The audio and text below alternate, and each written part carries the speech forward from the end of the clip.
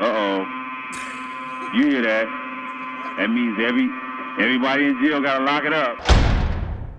Hey man, like we always do about this time. Yeah, this is Ice-T, nigga, the LA player. And right now you're about to witness some of the most stupendous, incredible, magnificent, pimpin', hustlin', playing of all times. I'm talking about my nigga King T's LP, bitch.